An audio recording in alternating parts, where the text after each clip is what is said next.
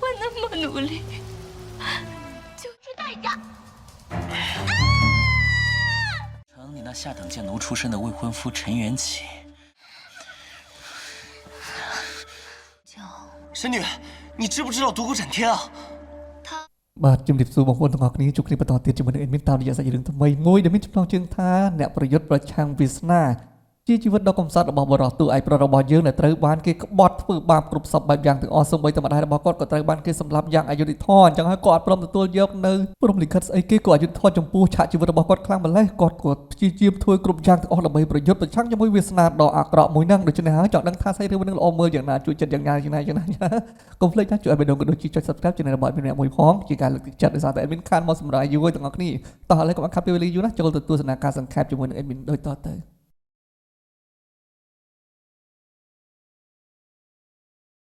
ដំណើរសាច់រឿងចាប់ផ្ដើមឡើងជាមួយនឹងទិដ្ឋភាពឈុតឆាកស្នេហាដ៏កំសត់និរិះប្រត់ប្រះតោកយ៉ាក់យ៉ាងវេទនាព្រៃផ្សៃដែលមើលទៅនឹងធ្វើឲ្យ admin ក្តៅខ្លួនខ្លាំងមែនទែននេះគឺជា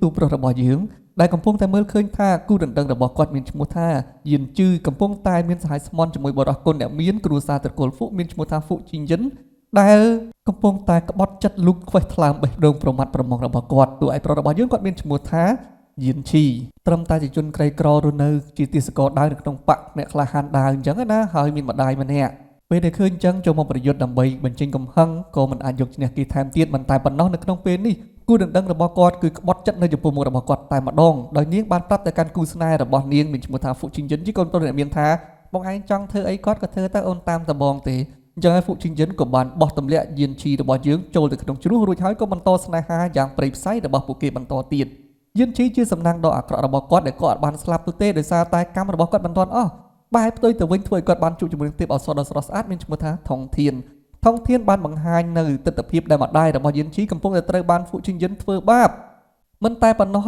គូស្នេហ៍មួយគូដ៏អាក្រក់នោះកំពុងតែចាប់ប្រកាន់ថាយិនឈីនឹ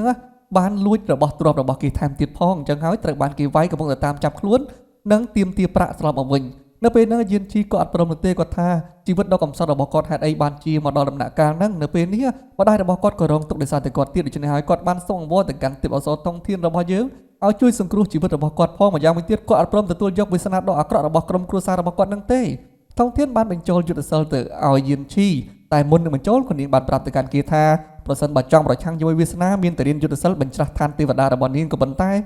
កម្រនឹងមានអ្នកណាអាចទ្រាំទ្រជាមួយយុទ្ធសិលនឹងបានណាស់ប្រសិនបើមិនអាចទ្រាំបាននឹងស្លាប់ភ្លាមអញ្ចឹងតែហ៊ានបថយអត់យិនឈីអត់ខ្វល់ទេដោយសារតែជីវិតរបស់គេវេទនាស្ទើរតែពិបាកជាងស្លាប់បាត់ទៅហើយហ្នឹងអញ្ចឹងហើយការស្លាប់គ្មានអីធំដុំចំពោះគេបន្តទៀតនោះទេដើម្បីតែអាចបថយជីវិតជួយម្ដាយរបស់គេបានទៀតនោះគេក៏សុខចិត្តព្រមទទួលយកថោពលដ៏គ្រោះថ្នាក់ពីទេពអប្សរតងធានភ្លាមនោះឃើញថាយិនឈីបានដួលសន្លប់អត់មកស្មារតីដង្ហើមក៏លែងដកដូច្នេះហើយទេពអប្សរតងធានក៏គិតថាដូចគាត់ស្មានមិនខុសនោះទេកម្រនឹងមានអ្នកដែលអាចទ្រាំទ្រជាមួយយុទ្ធសិលបញ្ច្រាស់ឋានទេវតារបស់គាត់បានណាប៉ុន្តែភ្លាមនោះក៏ធ្វើឲ្យតងធានគាត់បែរជាមានការសម្ប្រាយជាខ្លាំងដោយសារតែឃើញថាយិនឈីអត់ទាន់ស្លាប់បែរជាក្រោកឡើងមកវិញហើយក៏ស្ទុះបញ្ញាបញ្ញាចុះមកកាន់ឋានមនុស្សដើម្បីកម្ចាត់នៅសត្រូវរបស់គេដែលកំពុងធ្វើបាបម្ដាយពេលនេះឃើញថាយិនឈីមានក្បាច់គុណខ្លាំងពូកែដូចជាខ្មោចឲ្យអញ្ចឹងប៉ុន្តែនេះមិនមែនទេទេវតាឲ្យទាំងអស់គ្នាណាតែគូស្នេហ៍អាក្រក់មួយគូនេះបែរជាចាប់ប្រកាន់ថាទង្វើអាក្រក់ទាំងអស់គឺជាទង្វើរបស់យិនឈីធ្វើដាក់ទៅលើយិនជឺជាគូដណ្ដឹងដូច្នេះហើយអ្នកប្រហ្វុគ្រាន់តែជួយប៉ុណ្ណោះតែធៀបពិតគឺគេនិយាយបញ្ច្រាស់សាច់រឿងទាំងអស់ដែលធ្វើឲ្យយិនឈីរបស់យើងទ្រាំបាននោះទេក៏បានប្រើយុទ្ធសិលចាប់ទាញហ្វុជីងយិនយកមកកទាត់ប្រឡោះជើងរបស់គេមួយជើងយ៉ាងដំណំធាក់គេមួយជើងធាក់គេមួយដៃដាក់ទៀតដាក់ស្ទើរទាំងអស់គ្នាវិតែនឹងយកជីវិតរបស់ហ្វុជីងយិនទៅហើយប៉ុន្តែត្រូវបានហ្វុពីងដែលជាសិស្សច្បងរបស់ហ្វុជីងយិនហើយក៏ជាសិស្សឆ្នើមជាងគេបំផុតនៅក្នុងបធានយាននឹងចេញមករៀបរៀងជួយសង្គ្រោះសិស្សប្អូនរបស់គេទស្សនវិជ្ជាទាំងអស់ហ្នឹងត្រូវបានទេពអប្សរម្នាក់ទៀតជាទេពអប្សរឋានកណ្ដាលទាំងអស់គ្នាមិនហ្នឹងគឺជាទេវតាតែនេះគ្រាន់តែជាមនុស្សសាមញ្ញប៉ុន្តែមានយុទ្ធសាស្ត្រខ្លាំងបកាយគេឲ្យរហស្សនាមថាទេពអប្សរតកកនៅគ្រួសារជាងនាងបានមើលឃើញនៅទស្សនវិជ្ជាអយុធធម៌ទាំងអស់ដែលគ្រួសារហ្វុបានធ្វើទង្វើមកលើយិនឈីនិងជាមួយនឹងម្ដាយភ្លេចប្រាប់ទៅទេពអប្សរតកកម្នាក់នេះមានឈ្មោះថាយ៉ាងយូម៉ងពូពេញបានគម្រាមប្រមានទៅកាន់មនុស្សគ្រប់គ្នាថាអ្នកណាគេក៏ដោយឲ្យទៅប្រឆាំងជាមួយគ្រួសារហ្វុគឺដូចជាយកប្រមាត់មកជុលជាមួយថ្មអញ្ចឹងប៉ុន្តែយិនឈីរបស់យើងក៏អត់ខ្វល់នោះទេគាត់បានតាំងចិត្តថាប្រឆាំងជាមួយវាសនាដ៏អយុត្តិធម៌របស់គាត់បាត់ទៅហើយអញ្ចឹងហើយគ្រាន់តែគ្រួសារហ្វុមានអីគួរឲ្យខ្លាចគាត់ក៏សម្រុកចូលទៅប្រយុទ្ធជាមួយហ្វុពេញម្ដងហើយម្ដងទៀតក៏ប៉ុន្តែមិនអាចយកឈ្នះគេបានផ្ទុយទៅវិញហ្វុពេញបែរជាចាប់ម្ដាយរបស់យិនឈីរួចហើយនឹងក៏រំលាយព្រលឹងរបស់គាត់បាត់ថែមទៀតផង នៅពេលនេះយានឈីវិសតែនឹងត្រូវបានពួកជាយានសម្លាប់ប៉ុន្តែសំណាងល្អទេពអប្សរចាំងយូម៉ងរបស់យើងក៏បានចុះមកទប់ទល់នឹងជួយសង្គ្រោះរំដោះយានឈីរបស់យើងរត់គេចខ្លួនចាក់ចេញប៉ុន្តែមុននឹងចេញទៅនាងក៏បានត្រូវរបួសពីការវូលិចវាយប្រហារមួយដៃរបស់ហ្វូពីងផងដែរអាម៉ានិយាយច្រឡំមិនរត់ទេហោះទាំងអស់គ្នាហោះបន្ទាប់ពីរួចខ្លួនហើយយានឈីរបស់យើងក៏បានអរគុណទៅកាន់ទេពអប្សរដ៏ស្រស់ស្អាតនៅឋានកណ្ដាលក៏ប៉ុន្តែនៅពេលនេះនាងកំពុងតែមានរបួសរបស់នាងនេះគឺមើលឃើញថាយានឈីមិនអាចព្យាបាលបាននោះទេផ្ទុយទៅវិញនៅពេលដែលគេព្យាយាមបញ្ចុះកម្លាំងទៀតជួយសង្គ្រោះបែរជាត្រូវបានស្រូបជាប់គ្នាទៅវិញដៃរបស់គេទាំងទ្វេបែរជានៅជាប់ជាមួយនឹងដើមទ្រូងរបស់យូម៉ងទៅទៀតដែលធ្វើឲ្យគេនឹងភ័យខ្លាចខ្លាំងមែនទែនក៏បញ្ញាបញ្ញាលដកប្រលឹងគេហៅថាកន្លែងហ្នឹងគេបានតាណាទេទាំងអស់គ្នាដោយសារតែទេពអប្សរថងធានបាននិយាយថាថ្ងៃមុខថ្ងៃក្រោយទៀតបើសិនបើចង់ជួបជាមួយនាងនិយាយជាមួយនឹងនាងនោះគ្រាន់តែផ្ដុំអារម្មណ៍ទៅនឹងជួបនាងនៅក្នុងខួរក្បាលដោយការសម័យអញ្ចឹងនៅពេលនេះយានឈីរបស់យើងក៏បានធ្វើបែបហ្នឹងគឺផ្ដុំអារម្មណ៍ចង់ដើម្បីទៅនិយាយគ្នាជាមួយនឹងទេពអប្សរថងធាននៅក្នុងខួរក្បាលក្នុងអារម្មណ៍របស់គេនឹងឯងនឹងបានសួរយោបល់ទៅកាន់ទេពអប្សរថាត្រូវធ្វើម៉េចអាបញ្ហាមួយហ្នឹងឥឡូវដៃរបស់គេជាប់ជាមួយដើមទ្រូងរបស់យូម៉ងហើយទេពអប្សរថងធានក៏បានឆ្លើយយ៉ាងស្រួលសាមញ្ញថាតើខ្វល់អីគាត់ធ្វើចិត្តឲ្យស្ងប់ទៅប្រកាសជាអាចបញ្ជាកម្លាំងធៀបខ្លួនឯងបានបាត់ទៅហើយទេពអប្សរថងធានហើយទេពអប្សរឲ្យតែចេញវគ្គមកជួបជាមួយនឹងយានឈីម្ដងធ្វើឲ្យមានចង់តែភ្ញាក់ព្រឹតដល់រហូតលេងចេញមកតែអញ្ចឹងឯងឡើងភ័យជំនួសហ្មងណាតោះកាត់មកដល់យានឈីវិញពេលនេះគេបានត្រឡប់មកវិញហើយគេព្យាយាមធ្វើតាមសម្ដីរបស់តុងធានប៉ុន្តែនៅពេលនេះយូម៉ងបានភ្ញាក់ដឹងខ្លួនឃើញសភាពនាងបែបហ្នឹងនាងមិនជឿអ្វីទាំងអស់គិតថាយានឈីមានបំណងចង់បន្លំនាងក៏តែកំភ្លៀងគេម្ដងហើយម្ដងទៀតប៉ុន្តែធ្វើចុះធ្វើឡើងទៅយានឈីក៏អាចដកដៃរបស់គេបានទៅនៅពេលនេះយូម៉ងក៏បានជឿជាក់និងបានហាមប្រាមគេថារឿងក្នុងថ្ងៃហ្នឹងដាច់ខាតកុំរំលឹកអីសោះថ្ងៃក្រោយហើយមិនបាច់ចង់ទៅសងសឹកអីទេព្រោះអីហ្នឹងពួកពីងហ្នឹងគេមានក្បាច់គុណខ្លាំងបកាជាងលោកច្រើនដងខ្លាំងណាស់អញ្ចឹងបើតរកគេមានតែតរកក្តីស្លាប់តែប៉ុណ្ណោះប៉ុន្តែអត់ទេយានឈីរបស់យើងគាត់បញ្ញាបញ្ញាសុំយោបល់ពីទេពអប្សរតុងធានម្ដងទៀតហើយម្ដងទៀតហើយម្ដងទៀតហ្នឹងដូចមាននិយាយចឹងឈុតណាក៏ដោយឲ្យតែចេញមកជួបជាមួយទេពអប្សរតុងធានធ្វើឲ្យមានចេះតែញាក់រហូតមិនវាយ៉ាងអីទេពអប្សរធ្វើបាបយ៉ាងណាក៏ធ្វើបាបទៅលោកហើយយ៉ាងហ្នឹងនៅពេលនេះទេពអប្សរតុងធានបានបញ្ចូលនៅយុទ្ធសាស្ត្រឲ្យគេរៀនហាត់បន្តទៅទៀតហើយតាមការណែនាំរបស់ទេពអប្សរក៏ធ្វើឲ្យយានឈីរបស់យើងមានចិត្តចង់ចូលរួមប្រកួតនៅក្នុងបឋានយានហើយពេលចូលមកដល់ភ្លាមកូនសិស្សទាំងអស់ដែលជាកូនសិស្សពេញសិទ្ធិរបស់គេក៏បានមើលងាយយ៉ាងខ្លាំងទៅលើយានឈីដោយសារតែគេគឺជាកូនទាសករដែរប៉ុណ្ណោះអត់មានសិទ្ធិអីមកចូលរួមការប្រកួតនឹងទេក៏ប៉ុន្តែបានយូម៉ងរបស់យើងនឹងចេញមុខមកការពារដោយសារតែនាងគឺជាកូនស្រីគ្រួសារជាងមើលទៅក៏មានសមត្ថភាពនិងទេពកោសល្យមិនធម្មតាមានកេរ្តិ៍ឈ្មោះទៀតហើយនាងក៏មកចូលរួមការប្រកួតក្បាច់គុណនៅក្នុងបឋានយាននឹងដូចគ្នាហើយនៅក្នុងពេលហ្នឹងឃើញថាការប្រកួតរបស់នាងប៉ះចំដៃគូដែលប្រើថាមពលបិសាចនៅពេលដែលយានឈីមើលឃើញបែបហ្នឹងហើយក៏ដឹងថាយូម៉ងគាត់ជាមានរបួសដូច្នេះហើយគេក៏ចេញមុខមកជួយវិញម្ដងអំឡុងពេលនោះមេបធានយានក៏បានស្ដីបន្ទោសទៅកាន់យានឈីថាមករំខានការប្រកួតយានឈីក៏បានធ្វើការបកស្រាយថាមិនមែននោះទេប៉ុន្តែដោយសារតែបធានយានគឺជាបសុចរិតមិននឹងអាចមានកូនសិស្សមកប្រកួតហើយបញ្ចេញនៅថាមពលបិសាចបានទៅបើមិនជឿចាំគេបង្ហាញឲ្យមើលព្រោះនៅពេលដែលបញ្ចូលយុទ្ធសាស្ត្រទៅនោះប៉ះគ្នានៅក្នុងកូនបាល់កណ្ដាលហ្នឹងប្រកាសជាមានសល់នៅចំហាយបិសាចជាមិនខានទៅនៅពេលដែលគេបញ្ជាក់រួចហើយព្រឹត្តិការណ៍របស់បធានយាននឹងក៏លែងស្ដីបន្ទោសហើយក៏ប្រកាសថាជ័យជំនះក្នុងការប្រកួតបានទៅលើយូម៉ងដល់ពេលយប់ឡើងយានជឺដែលជាគូដណ្ដឹងក្បត់ចិត្តរបស់យានឈីធ្វើឲ្យប្រុសរបស់យើងនេះក៏ធ្វើពុតជាមកសុំទោសលួងលោមសុំត្រូវរើគ្នាសុំឲ្យយានឈីលើកលែងទោសឲ្យនាងតែតាមការពិតវាគ្រាន់តែជាអបាយកលដ៏អាក្រក់របស់នាងតែប៉ុណ្ណោះបំណងគឺចង់រកល្បិចដើម្បីទម្លាក់កំហុសទៅឲ្យយានឈីនៅក្នុងព្រឹកស្អែកទើបនៅក្នុងពេលនេះនាងប្រើល្បិចគ្រប់សពបែបយ៉ាងទាំងអស់បំណងដូចជាចង់បកគលខ្លួនដើម្បីជាការសុំទោសប៉ុន្តែធៀបពិតគឺគ្រាន់តែចង់លួចថងប្រាក់របស់យានឈីនៅពេលនោះយានឈីមិនព្រមទទួលយកការសុំទោសនោះទេហើយគេក៏អត់ទាន់បានដឹងដែរថាគូដណ្ដឹងរបស់គេដ៏អាក្រក់នេះបែរជាមានឱកាសប្រើល្បិចលួចយកថងប្រាក់របស់គេបាននៅឡើយដល់ហើយគេក៏បានបណ្ដេញនាងឲ្យចាក់ចេញទៅនៅពេលនេះយើងក៏ឃើញថាពេលដែលនៅចំពោះមុខរបស់យានឈីគឺទឹកភ្នែកទឹកសម្បោរប៉ុន្តែពេលដែលបែរខ្នងចេញនេះគឺ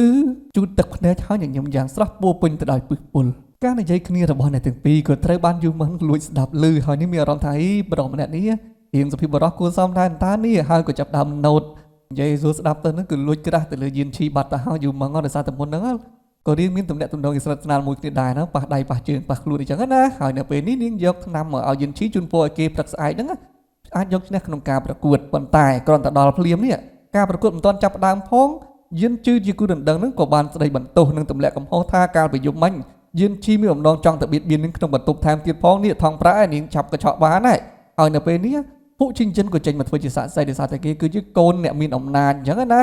តែសំណាងល្អពេលនេះយូម៉ងរបស់យើងយកគ្រួសាររបស់នាងយកសមាជិករបស់នាងមកចេញបញ្ជាក់ភាពស្អាតស្អំទៅឲ្យយានឈីថានៅក្នុងហេតុការណ៍កាលពីយប់មិញនាងក៏នៅកន្លែងនឹងដែរ ធៀបពិតគឺជាផែនការដ៏ថោកទាបរបស់អ្នកទាំងពីរប៉ុណ្ណោះអ្នកទាំងពីរលួចក្បត់ផាត់មានស្នេហាជាមួយគ្នាក្បត់យានឈីហើយមានបំណងចង់ទម្លាក់កំហុសឲ្យយានឈីតែប៉ុណ្្នឹងឯងនៅពេលនេះក៏ធ្វើឲ្យហ្វូចិនជិននឹងបាត់មាត់បាត់កបាត់ទៅចំណែកហ្វូពីងវិញក៏លួចវាយប្រហារទៅលើពួកគេទាំងពីរតែម្ដងដែលក្នុងពេលនោះយូម៉ងក៏ទប់ទល់ប៉ុន្តែអត់អាចយកឈ្នះទៅលើហ្វូពីងបាននោះទេទើបក៏ដល់វេនយានឈីរបស់យើងស្ទុះចូលទៅធាក់គេមួយជើងក៏ប៉ុន្តែបើជាមិនអាចធ្វើអីគេបានតែនៅត្រង់ចំណុចហ្នឹងក៏ធ្វើឲ្យគ្រប់គ្នាបានណូតអំពីសមត្ថភាពដ៏អស្ចារ្យរបស់យានឈីដែលការពិតទៅកាលពីមុនគេគ្រាន់តែជាទាសករដែរប៉ុន្តែពេលនេះបែរជាមានសមត្ថភាពអាចវាយស្មើដៃជាមួយនឹងហ្វូពីងដែលជាបងធំប៉ុន្តែមិនមែនវាយស្មើទេបន្តិចក្រោយមកយានឈីរបស់យើងគាត់ក៏បានចាត់ការទៅលើហ្វូពីងយកឈ្នះគេបានមិនតែប៉ុណ្ណោះអ្នកដែលចេញមកចង់ការពារហ្វូពីងក៏ត្រូវបានយានឈីរបស់យើងវាយឲ្យមានរបួសហើយបន្ទាប់មកគេក៏បានគំរាមសួរទៅកាន់ហ្វូពីងឲ្យប្រគល់ពលឹងម្ដាយរបស់គេត្រឡប់វិញប៉ុន្តែដោយសារតែហ្វូពីងមិនព្រមហើយថែមទាំងបាននិយាយសម្ដីឌឺដងថាឯងអាចធ្វើអីយើងបាននោះទេហើយចង់បានពលឹងម្ដាយរបស់ឯងទៅវិ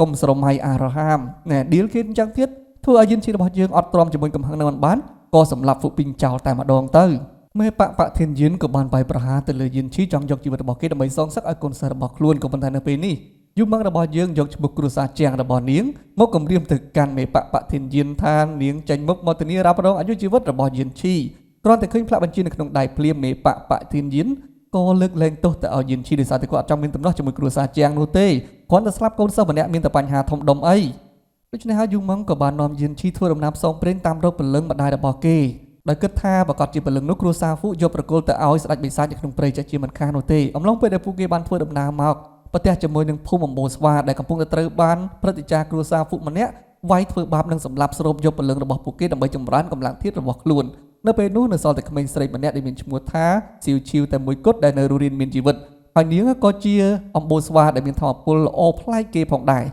ជាទីទាំងអស់គ្នានៅក្នុងរឿងមួយនឹងអំបូរស្វាគឺគេសម្លាប់យកពលឹងទៅធ្វើជាថ្នាំគេល្បីថាឱសថដែលធ្វើចេញពីពលឹងរបស់អំបូរស្វានឹងជួយឲ្យមនុស្សដែលបានផឹកវាមានកម្លាំងធាតុកើនឡើងទ្វេដងតែពេលនេះគ្រប់គ្នាអត់បានដឹងទេថាជីវជារបស់យើងគឺជាព្រះនាងនៃអំបូរស្វាអញ្ចឹងពលឹងរបស់នាងនឹងអាចជួយឲ្យពួកគេបង្កើនកម្លាំងលើសពីទ្វេដងទៅទៀ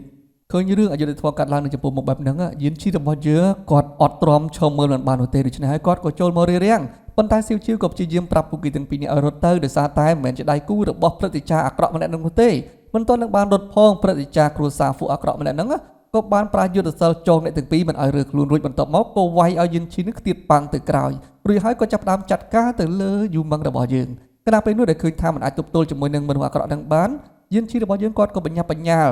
ចង់អារម្មណ៍របស់គាត់ចូលទៅសួរទេពតារាតងធានឲ្យជួយរកដំណោះស្រាយដែលនៅក្នុងពេលហ្នឹងឌឺដងផងចំអកចំអន់ជាមួយនឹងទេពអសរតងធានរបស់យើងផងតម្រាំតែគេហ្នឹងគឺយល់ព្រមជួយដែលបង្ហាត់បង្រៀននៅបន្ថែមទៀតជាមួយនឹងយុទ្ធសាស្ត្រក្នុងការស្រូបវិជាសិលវិញម្ដងដែលនៅក្នុងពេលនេះឃើញថាយូម៉ងនៅក្នុងដៃរបស់ព្រឹទ្ធាចារ្យអាក្រក់ប៉ុន្តែឃើញថាយានឈីបែរជានៅតែអាចរើខ្លួនរួចគាត់ក៏ស្ទុះចូលមកស្រូបពលឹងរបស់យានឈីផ្ទុយទៅវិញនៅក្នុងពេលនេះយានឈីបែរជាប្រើយុទ្ធសាស្ត្រដែលទេពអសរតងធានទើបតែបង្រៀនបាញ់មិញគឺស្រូបយកធម៌ពលរបស់ព្រឹទ្ធាចារ្យអាក្រក់នឹងវិញមុននឹងសម្លាប់គេចោលយានឈីក៏បានសួរអំពីប្រលឹងម្ដាយរបស់ខ្លួនថាត្រូវបានគ្រួសារហ្វូពីងនឹងយកទៅណាពេលនោះព្រឹទ្ធាចារ្យម្នាក់ហ្នឹងក៏បាននិយាយថាប្រលឹងទាំងអស់ដែលគ្រួសារតកូលហ្វូស្រូបយកមកនោះគឺបានប្រគល់ទៅឲ្យស្ដេចបិសាចនៅក្នុងព្រៃខ្មោចឯណោះតោះមកយានឈីរបស់យើងក៏បានសម្លាប់ព្រឹទ្ធាចារ្យអាក្រក់ម្នាក់នឹងចោលបាត់ទៅរួចពួកគេទាំងពីរក៏បានជួយដោះលែងស៊ីវឈីរបស់យើងឲ្យមានសេរីភាពស៊ីវឈីមានការព្រួយបារម្ភជាមួយលោកតាជាខ្លាំងដោយសារតែអំបូរស្វាស្លាប់អស់ហើយនៅសល់តែលោកតារបស់នាងម្នាក់ទេឥឡូវត្រូវបានគេចាប់ខ្លួនបាត់ហើយតែអំបូរស្វាគឺមានចំហវាងវៃខ្លាំងណាស់អាចតាមហិតខ្លួនអំបូររបស់ខ្លួននៅកន្លែងណាក៏អាចហិតបានដែរដូច្នេះហើយនាងក៏តាមហិតរហូតដល់ជួបជាមួយលោកតារបស់ខ្លួនមានរបួសធ្ងន់ធ្ងរលោកតាបានប្រាប់ថាព្រៃខ្មោចគឺនៅខាងនោះហើយមិនបាច់ជួយគាត់ទេព្រោះគាត់អត់មានសង្ឃឹមគាត់ដឹងខ្លួនឯងច្បាស់ណាស់មិនយូរប៉ុន្មានលោកតាក៏បានដាច់ខ្យល់ស្លាប់បាត់ទៅនៅក្នុងពេលនេះស៊ីវឈីវក៏បានប្រើចំហរបៀងវៃរបស់នាងនាំអ្នកទាំងពីរធ្វើដំណើរមកដល់ព្រៃខ្មោចជាកន្លែងរបស់ស្ដេចបិសាចចូលមកដល់ទីនេះភ្លាមយូម៉ងបានមើលដឹងថានេះគឺជាក្បួនរបស់កំពូលគ្រួសារទាំង5កាលពីច្រើនរយឆ្នាំមុនពួកគ្រួសារទាំង4ហ្នឹងគឺបានរួមគ្នាដើម្បីឃុំឃាំងស្ដេចបិសាចនៅទីនេះនៅក្នុងពិភពគុណមានគ្រួសារធំចំនួន4ដែលនៅក្នុងនោះមានគ្រួសារហ្វូជាមួយគ្រួសារជាងគ្រួសារយីគ្រួសារមួយទៀតអាចនឹងភ្លេចបាត់ហើយយូប្រមាណស្រាប់តែត្រូវបានហ្វូឈិនយិនជាមួយលោកពូរបស់គេម្នាក់ទៀតវាយប្រហារអ្នកទាំងពីរប្រើពឹសឲ្យពួកគេហ្នឹងរើខ្លួនមិនរួចទៀតហើយលោកពូរបស់គេម្នាក់នេះគឺជំនាញនៅក្នុងការប្រើពឹសខ្លាំងណាស់និយាយចំគ្រួសារហ្វូមានណាគេល្អមួយទេគេកំពុងតែប្រាប់ថាពលឹងអំបូរស្វាទាំងអស់ត្រូវបានពួកគេនឹងចាប់យកមកធ្វើជាថ្នាំដើម្បីជួយរំដោះស្ដេចបិសាចចេញពីការឃុំឃាំងហើយមិនយូរប៉ុន្មានគ្រួសារហ្វូនឹងក្លាយទៅជាដៃជើងចំណិតរបស់ស្ដេចបិសាចគ្រប់គ្រងឋានទាំង3តែលើបែបហ្នឹងភ្លាមយានឈីរបស់យើងក៏បញ្ចប់បញ្ញាសុំទៅជួបជាមួយនឹងថងធានដើម្បីសុំយោបល់ពីនាងឲ្យនាងជួយទៀតហើយ ហើយវគ្គហ្នឹងឃើញថាគ្រាន់តែបោះឆាមកដល់ព្រាមអេដមីនព្រឺសម្បល់ទៀតហើយព្រោះអីហ្នឹងទេអសរthôngធានចាប់ផ្ដើមថាចូលចិត្តតែប្រេងអេដមីនមកមើលយ៉ាមកយិនឈីក៏ប្រាប់ថានៅពេលនេះវត្តមានរបស់ស្ដេចបិសាចចិត្តចេញមកវិញទៀតហើយប៉ុន្តែតង់ទៀតបាននិយាយទាំងមិនព្រឺសម្បល់ថាស្ដេចបិសាចស្អីគេស្ដេចបិសាចហ្នឹងប្អូនយើង500ឆ្នាំមកតែមានរបស់ស្ដេចដាច់មានអីគួរខ្លាចហើយនៅក្នុងពេលហ្នឹងនាងក៏ចាប់ដើមបង្ហាត់បង្រៀនការយិនឈីឲ្យចេះព្យាបាលរបស់ដោយខ្លួនឯងទប់ទល់ជាមួយនឹងលោកពូរបស់ហ្វូជីនយិនតែពេលនៅខាងក្រៅឯនេះវិញលោកពូរបស់ហ្វូជីនយិនកំពុងតែចង់ស្រូបរលឹងរបស់ទាវឈៀវយកទៅប្រើថ្នាំប៉ុន្តែយិនឈីរបស់យើងក៏អាចរំដោះខ្លួនបញ្ចប់យុទ្ធសាស្ត្រដែលទាវអសរតង់ធានបានបង្ហាត់បង្រៀនមិញនេះទប់ទល់ប្រយុទ្ធជាមួយនឹងលោកពូរបស់ហ្វូជីនយិនតែប៉ុណ្ណោះក៏បានបង្ហាត់អ្នកទាំងពីរឲ្យចេះព្យាបាលខ្លួនឯងថែមទៀតផងហើយនៅក្នុងពេលនេះគេកំពុងតែទប់ទល់ជាមួយនឹងថ្នាំពឹសរបស់លោកពូហ្វូជីនយិនរកអាចយកឈ្នះគាត់បានពេលដែលស្លាប់គេនៅតែបោះថ្នាំចុងក្រោយប្រគល់ទៅឲ្យហ្វូជីនយិនដើម្បីរំដោះស្ដេចបិសាចចេញពីការឃុំឃាំងត្រឡប់មកវិញតែនៅក្នុងពេលនោះឃើញថាស្ដេចបិសាចកំពុងតែស្រូបយកពលឹងនៃចិត្តចំណឹងអមជាមួយនឹងពលឹងម្ដាយរបស់យិនឈីដូចគ្នាយកចាំថាគ្រួសារមិនកំសត់ខ្លាំងមែនទែនទាំងអស់គ្នាពលឹងម្ដាយរបស់យិនឈីនោះត្រូវបានគេស្រូបចោលស្រូបឡើងម្ដងហើយម្ដងទៀតបាត់ហើយនៅក្នុងពេលនេះគាត់ខ្លាចទៅជាឱសថមួយគេហៅថាថ្នាំពលឹងដើម្បីជួយរំដោះស្ដេចបិសាចគាត់ត្រូវបានស្ដេចបិសាចស្រូបយកក្នុងអីទេហើយមិនយូរប៉ុន្មានស្ដេចបិសាចក៏បានចេញមកដល់ខាងក្រៅហើយនៅក្នុងពេលនេះគាត់មានសេរីភាពប៉ុន្តែគាត់ថាមិនបានគួរសារហ្វូហ្នឹងពជាពេលមកដោះលែងគាត់ខ្លាំងម្ល៉េះនៅពេលនោះហ្វូជីនយិនក៏បានស្ដីបន្ទោសទម្លាក់កំហុសទៅឲ្យយិនឈីដោយសារតែពួកគេនឹងមករៀបរៀងហ្នឹងហើយបានជាធ្វើឲ្យគ្រួសារហ្វូដោះលែងស្ដេចបិសាចមានការយឺតយ៉ាវនៅក្នុងពេលហ្នឹងរៀបតែនឹងចាត់ការយិនឈីទៅហើយតង់ធានក៏បានចេញមកជួយគេតាន់ពេលវេលានិងបញ្ញាបញ្ញានាំពួកគេទាំង3នាក់រត់គេចខ្លួនចេញពីស្ដេចបិសាចដោយសារតែនាងក៏មិនមែនជាដៃគូរបស់ស្ដេចបិសាចដែរព្រោះនៅក្នុងពេលនេះនាងមានត្រឹមតែពលឹងតែប៉ុណ្ណោះរូបរាងកាយរបស់នាងនៅឋានទេវតានោះត្រូវបានទេវតាឃុំឃាំងត្រូវបានប្រអិនឃុំឃាំងអញ្ចឹងដាក់ទោសណាឈីរបស់យើងមានកំហឹងជាមួយនឹងហ្វូជីនយិនជាខ្លាំងហើយដឹងថាគេប្រកាសជាមកតាមរកគាត់ដូច្នេះហើយគាត់ក៏បានសង្កំលាក់ខ្លួននៅតាមផ្លូវរងចាំវាយប្រហារទៅលើហ្វូជីនយិនវិញម្ដងនៅពេលនេះគាត់ក៏មានឱកាសវាយយ៉ាងដំណំទៅលើហ្វូជីនយិនរួចហើយក៏មានអំណងសម្លាប់គេចោលដើម្បីសងសឹកឲ្យម្ដាយមួយដាវមិនទាន់នឹងស្លាប់ផងចង់កាប់មួយដាវបន្ថែមទៀតក៏ប៉ុន្តែនៅក្នុងពេលនោះស្រាប់តែឃើញថាបពុតរបស់ស្ដេចបិសាចកំពុងតែដេញតាមពួកគេដូច្នេះហើយទាវឈៀវក៏ប្រាប់យូម៉ឹងថាឲ្យនាំយិនឈីរត់ចេញទៅទុកឲ្យនាងគឺទៅបញ្ឆោតពួកគេទាំងអស់នោះនៅពេលនោះយូម៉ឹងក៏បាននាំយិនឈីរត់ក៏ប៉ុន្តែចំពោះហ្វូជីនយិនអត់ទាន់ស្លាប់នៅឡើយទេនៅក្នុងពេលនោះស្ដេចបិសាចក៏មកដល់ល្មមគេបានដាក់លក្ខខណ្ឌជាមួយនឹងស្ដេចបិសាចថាឲ្យតែព្រមជួយសង្គ្រោះជីវិតរបស់គេនឹងប្រគល់គ្រប់យ៉ាងដែលគេមានទាំងអស់ប្រគល់ទៅឲ្យស្ដេចបិសាចទៅក្នុងពេលនោះស្ដេចបិសាចក៏យល់ព្រមជួយសង្គ្រោះជីវិតរបស់គេតែម្ដងប៉ុន្តែត្រូវឲ្យគេធ្វើជាទាសកររបស់គាត់អស់មួយជីវិតហើយជីវិតរបស់ហ្វូជីនយិនត្រូវបានស្ដេចបិសាចជួយសង្គ្រោះសាជាថ្មីគណៈពេលដែលយូម៉ឹងវិញកំពុងតែរត់ដោយសារតែមុននឹងនាងត្រូវថ្នាំពឹសរបស់លោកពូរបស់ហ្វូជីនយិនក្នុងលានភ្នំហើយថ្នាំពឹសមួយហ្នឹងគឺជាថ្នាំពឹសស្នេហាដែលធ្វើឲ្យនាងមានអារម្មណ៍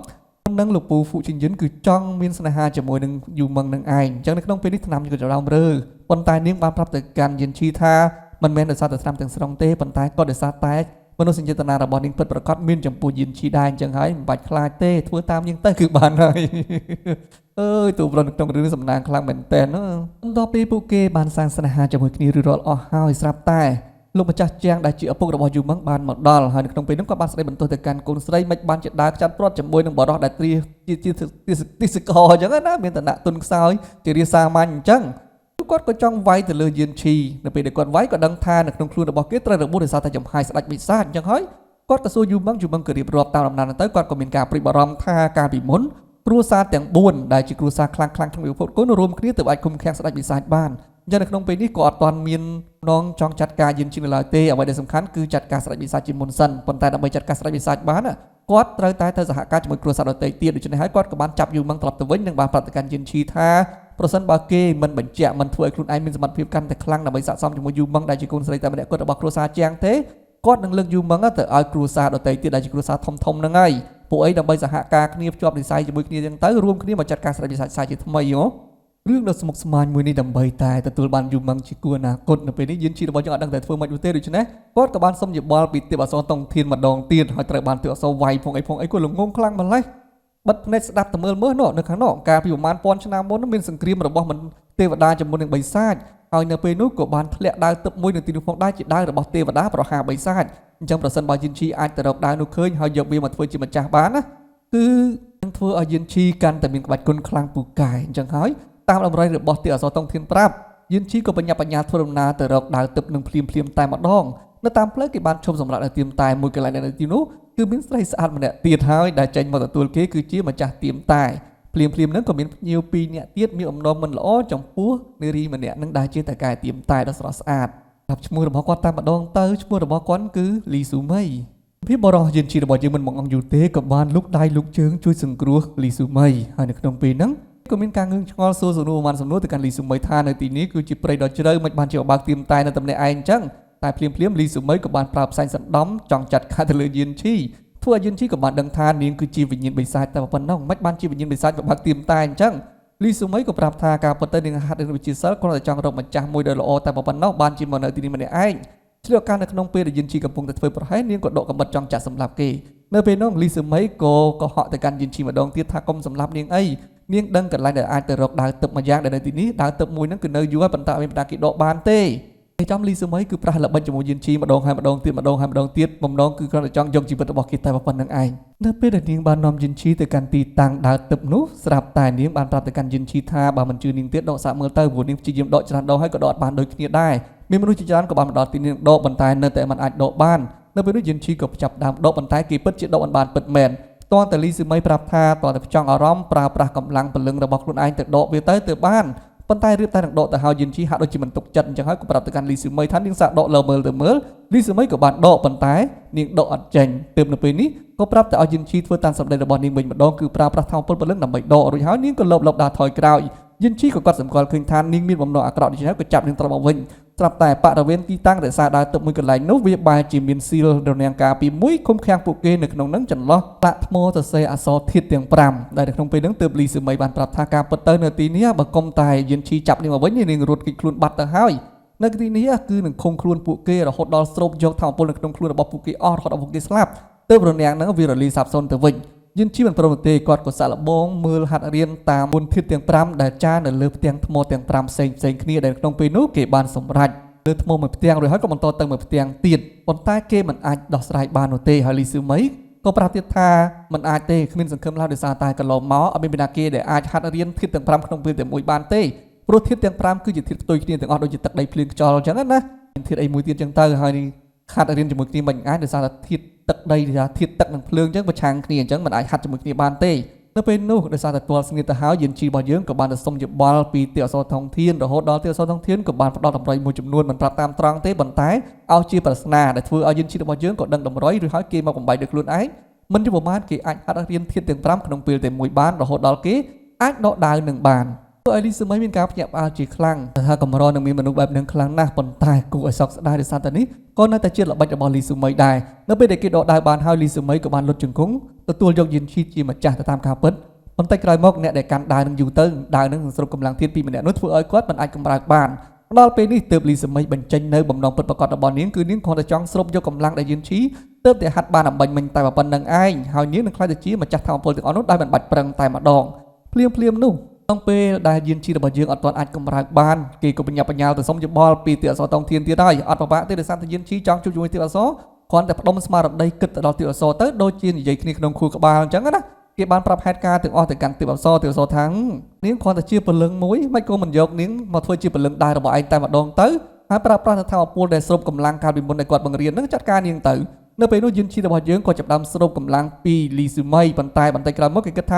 ាធ្វើអំណឹងអត់ល្អនោះទេគេក៏ព្យាយាមដកឃ្លាប៉ុន្តែត្រូវបានសម្លេងរបស់ទេអសរតងធានថាឲ្យធ្វើទៅអញ្ចឹងហើយគេក៏ទៅម្ដងទៀតហ្នឹងថាលីស៊ូមីហើយក៏ស្រូបយកវិញ្ញាណរបស់នាងចូលទៅក្នុងដាវរបស់ខ្លួនធ្វើជាប្រលឹងដាវតែធ្វើឲ្យដាវរបស់គេគឺកាន់តែមានមហិទ្ធិឫទ្ធិថែមទៀតផងជួបប្រមាណបរិវាររបស់ស្ដេចបិសាចក៏បានទៅដល់ទីនោះរួមជាមួយនឹងសៀវឈឺដែលត្រូវបានគេហ្នឹងសណ្ដំនាងបញ្ជានាងឲ្យទៅតាមរកយិនឈីនឹងឯងឬក៏ចង់ចូលទៅជួយដែរប៉ុន្តែគេបែរជាមិនអាចកម្រើកបានហើយភ្លាមនឹងដែរគេក៏បញ្ញាទៅសួរយោបល់ពីតងធានក៏បានធាក់គេមួយជើងថាអីក៏លងងខ្លាំងម្លេះមកម្ដងណាក៏តែបញ្ហាដែរអញ្ចឹងហើយក៏ប្រាប់បញ្យលបន្តទៀតទៅហើយក៏ហៅពលឹងដែរចេញមកជួយមកហើយនៅក្នុងពេលនោះស្រាប់តែគេក៏ហៅមកបែរជាលីស៊ូមីចេញមកហើយលីស៊ូមីចេញមកហ្នឹងគឺអត់ចង់ទទួលបញ្ជាពីយិនឈីនោះទេបែរជាចង់មកវាយប្រហារទៅលើយិនឈីវិញយិនឈីក៏បញ្ជានាងឲ្យចាត់ការទៅលើបីសាច់ទាំងពីរនោះទោះបីជានាងមិនចង់ប៉ុន្តែឲ្យទៅចេញបញ្ជាពីយិនឈីដែលជាម្ចាស់ហើយគឺនាងមិនអាចប្រកែកបាននោះទេដូចជាគេគ្រប់គ្រងខ្លួនប្រាស់របស់នាងអញ្ចឹងហើយនៅក្នុងពេលនេះយិនឈីថែមទាំងបានលេងសើចជាមួយនឹងនាងគំរាមនឹងថែមទៀតផងដូចជាចង់ធ្វើអីទៅលើនាងអញ្ចឹងណ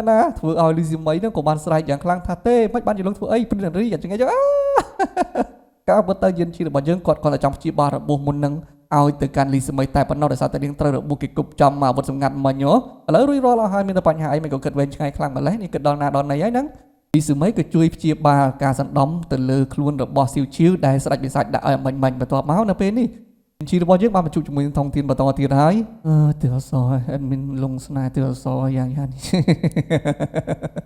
ជីមានការពិតបារម្ភថាមិនបានយកលីស៊ីមីមកធ្វើជាពលឹងដោយនាងនៅក្បែរខ្លួនរបស់គាត់គ្រប់ពេលវេលាអញ្ចឹងហើយចុះបើនាងចង់សម្លាប់គាត់ពេលណាមួយក៏ដើម្បីគាត់ភ័យអញ្ចឹងណាប៉ុន្តែតង់ធានបានប្រាប់ថានាងគឺជាពលឹងដែររបស់ឯងគឺជាទាសកររបស់ឯងអញ្ចឹងហើយបើគ្មានបញ្ជាពីឯងទេនាងមិនអាចធ្វើអីបានទាំងអស់អញ្ចឹងយានឈីរបស់យើងក៏រៀងធូរចិត្តបន្តិចបន្តមកផែនការរបស់គាត់គឺត្រូវទៅគ្រួសារជាងដើម្បីបិសោតថាគាត់មានសមត្ថភាពអាចធ្វើជាគុណប្រសាគ្រួសារជាងបានប៉ុន្តែប៉ុណ្ណោះគេក៏ត្រូវការវត្ថុទឹកពីគ្រួសារជាងដើម្បីទៅជួយពលឹងម្ដាយរបស់គេផងដែរតែមុននឹងទៅគ្រួសារជាងគេត្រូវទៅយកដំណឹងរបស់ស្ដេចបិសាចដែលចេញពីការឃុំឃាំងមកវិញប្រាប់ទៅដល់មេបកធានយានជាមួយបកដតីទៀតបានដឹងដើម្បីរួមគ្នាកំចាត់ស្ដេចបិសាចចោលប៉ុន្តែនៅពេលដែលមកដល់គេបែរជាខកចិត្តយ៉ាងខ្លាំងដោយសារតែបកទាំងអស់បែរជាចាប់ប្រកាន់ថារឿងទាំងអស់គឺជាទង្វើរបស់យានឈីការពុតទៅស្ដេចបិសាចគ្មានតែចេញមកទេប៉ុន្តែភ្លាមនោះមេបកធានយានបាននិយាយថាការពុតទៅ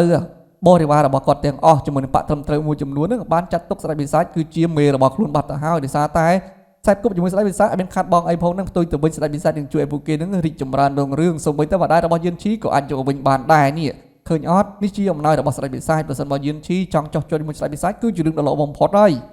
យយករូបរាងកាយរបស់ម្ដាយយានឈីមកប្រគល់ឲ្យយានឈីវិញហើយមើលទៅគាត់ដូចជាអត់មានសតិសម្បជញ្ញៈមានអារម្មណ៍អត់មានស្មារតីអីទេតែយានឈីអត់ចង់បាននោះទេយ៉ាងវិញទៀតគាត់អត់ចង់ធ្វើជាទាសកររបស់បិសាចឡើយដូច្នេះហើយគាត់ក៏បានបដិសេធប្រឆាំងជាមួយនឹងពួកគេទាំងអស់គ្នាមុនដំបូងក៏បានសុំទោសទៅកាន់ម្ដាយថាម៉ែសុំទោសផងមិនមែនខ្ញុំមិនចង់ជួយម៉ែទេប៉ុន្តែខ្ញុំដឹងថាម៉ែក៏មិនចង់ឲ្យខ្ញុំធ្វើជាទាសករបិសាចដែរទើបនៅក្នុងពេលហ្នឹងព្រឹទ្ធាចារ្យទាំងអស់ក៏រួមដៃគ្នាកំចាត់គេមុននឹងកំចាត់យានឈីរបស់យើងក៏បានឆ្លៀតឱកាសស្រូបពលឹងម្ដាយរបស់គេយកមកទុកក្នុងដាវសិនបន្តមកបញ្យុទ្ធជាមួយព្រឹទ្ធាចារ្យដទៃទៀតហើយនៅក្នុងពេលនោះលីស៊ូមីក៏បានចេញមកជួយផងដែរតាមបញ្ជារបស់យានឈីក៏ហៅអំឡុងពេលដែលប្រយុទ្ធគ្នានោះគេអាចទប់ទល់ជាមួយនឹងតែមិនបានការមួយចំនួនប៉ុន្តែព្រឹទ្ធាចារ្យរបស់បកធានយានក៏បានលួចបែបបង្ហាត់ទៅលើលីស៊ូមីហើយចំណែកយានឈីក៏ចេញមករងជំនួសនៅក្នុងពេលដែលរួមដៃគ្នានោះពួកគេក៏អាចយកឈ្នះទៅលើព្រឹទ្ធាចារ្យមេបកធានយាននឹងបាន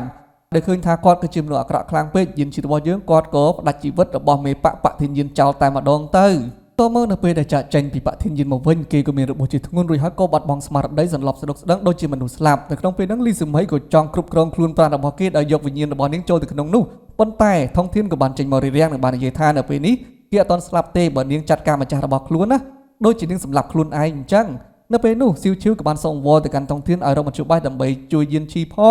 ងថងធានបានប្រាប់ថាចង់ជួយគេមិនទៅបបាក់ស្អីប៉ុន្តែវាគឺជាការបបាក់ចំពោះគាត់ដោយសារតែអ្នកដែលអាចជួយទៅលើយានឈីបានណាគឺនៅភ្នំតកកមានឈ្មោះថាវតាឡុងប៉ាដែលជាគូសត្រូវជាមួយនាងអញ្ចឹងបើសិនបើគេដឹងថាយានឈីគឺជាសិស្សរបស់នាងមិនដឹងតែគេជួយឬមួយក៏អត់នោះទេដូច្នេះហើយវាអាស្រ័យទៅលើការខិតខំប្រឹងប្រែងរបស់ស៊ីវឈីវគឺខិតខំប្រឹងប្រែងខ្លាំងណាស់អស់ផងអីផងទម្លាប់តែទៅដល់ទីនោះចំណែកឯលីស៊ូមីវិញអត់ចង់ជួយទេទាំងអស់គ្នាដែលថាឃើញទឹកភ្នែកទៅចំពេចទៅជួយអញ្ចឹងណាចូលមកដល់ទីនឹងភ្លាមនាងក៏ព្យាយាមអង្វរទៅកាន់ទេវតាឡុងប៉ាឲ្យចេញមកជួយផ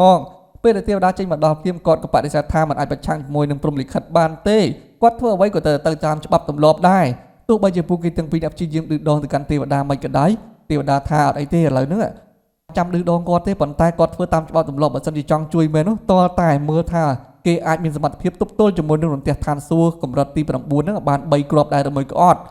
គេអាចទប់ទល់បានគាត់នឹងជួយពេលហ្នឹងគាត់ក៏ពិសោធន៍ទៅលើយានឈីហើយមើលថាយានឈីអត់ត្រូវអីទេប៉ុន្តែអ្នកដែលត្រូវរបួសបែរជាស៊ីវឈីវទៅវិញគេមើលដឹងថាការពុតទៅដោយសារតែរន្ទះបាញ់មកទៅកាន់យានឈីប៉ុន្តែយានឈីត្រូវរបួសដោយសារតែស៊ីវឈីវយកខ្លួនឯងមករងជំនួសប្រើប្រាស់កម្លាំងពលឹងខ្លួនឯងមកទប់ជំនួសអញ្ចឹងណាប៉ុន្តែកម្លាំងរបស់នាងក្មេងខ្ចីណាស់បើសិនជាបាញ់ដល់ទៅ3គ្រាប់ស៊ីវឈីវប្រកាសជាស្លាប់ចាក់ជាមិនខានគាត់ទៅលើបែបហ្នឹងភ្លាមយានឈីរបស់យើងក៏បានរារាំងមិនឲ្យស៊ីវឈីវនឹងចូលមកជិតគាត់នោះទេហើយគាត់ក៏សុកចិត្តទទួលនៅរន្ទះឋានសួគ៌កម្រិតទី9ហ្នឹង2គ្រាប់តែម្នាក់ឯងបន្តទៅទៀតឃើញសភាពបែបហ្នឹងហើយនោះទេអសរតងធានរបស់យើងក៏បានចេញមកបន្ទាប់ពីត្រូវបាន2គ្រាប់ហើយក៏អត់ស្លាប់នោះទេធ្វើឲ្យទេវតាឡុងប៉ាសប្បាយចិត្តជាខ្លាំងគាត់ថាការពិតទៅនេះគាត់តែជាសាក់លបងរបស់គាត់តែប៉ុណ្ណោះហើយគាត់ពិតជាជួយសប្បាយអជាមួយនឹងថងធានខ្លាំងណាស់ដែលទទួលបានសិស្សមានសមត្ថភាពមិនធម្មតាបែបហ្នឹងហើយមិនតែប៉ុណ្ណោះនៅពេលនេះគេសម្រេចបាននៅយុទ្ធសាស្ត្រកម្រិតរន្ទះឋានសួគ៌ទី9ហើយព្យាបាលរបួសបានថែមទៀតផ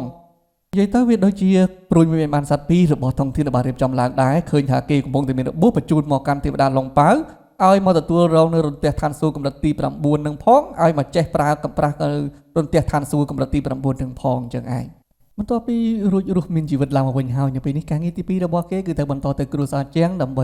បង្ហាញពីសមត្ថភាពស្ដីដណ្ដឹងយូម៉ាំងធ្វើជាប្រពន្ធប៉ុន្តែគ្រាន់តែមកដល់មាត់ច្រកទ្វារផ្លូវភ្លាមហើយអ្នកយាមនឹងសម្ដីរីអាចអញ្ចឹងទាំងអស់គ្នា ឃើញថាខោអើមមកឲ្យចូលទេអ្នកក្រឆ្កែគឺមកឲ្យចូលផ្ទះគ្រួសារជាងអញ្ចឹងហើយចាំកាលទៀតវាយទម្លីទ្វារចូលទៅនៅពេលនោះលោកម្ចាស់ជាងជាមួយនឹងព្រឹត្តិការណ៍ដទៃទៀតនៃគ្រួសារជាងចាប់ដើមមិនពេញចិត្តជាមួយនឹងយិនជីកាន់តែខ្លាំងឡើងមិនតែប៉ុណ្ណោះថែមទាំងបានសួរឌឺដងថាតើឯងមានសមត្ថភាពគ្រប់គ្រាន់ហើយឬនៅព្រោះឯងនោះរយៈពេលខ្លីខ្លាំងណាស់មិនយ៉ាងអាចខ្លាយខ្លួនទៅជាអ្នកខ្លាំងបាននៅពេលហ្នឹងយិនជីរបស់យើងមិនមកអង្គយូរទេក៏បានសញ្ញោគ្នាជាមួយនឹងលូស៊ីមី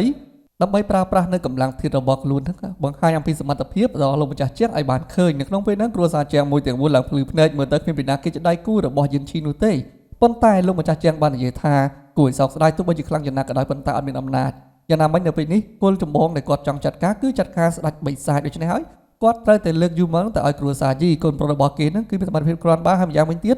គ្រួសារទាំងពីរសិតតែជាគ្រួសារធំអាចរួមដៃគ្នាបង្កើនភាពទំនាក់ទំនងកាន់តែស្អិតរមួតដើម្បីកម្ចាត់ស្ដេចបិសាចតែពេលហ្នឹងយូម៉ងគាត់ក៏ចេញបដិសេធដើម្បីសម្រេចនៅអនាគតរបស់ខ្លួនដែលខ្លួនឯងសុំកុំឲ្យឪពុករបស់ខ្លួនហ្នឹងធ្វើបែបហ្នឹងអីនៅពេលនោះ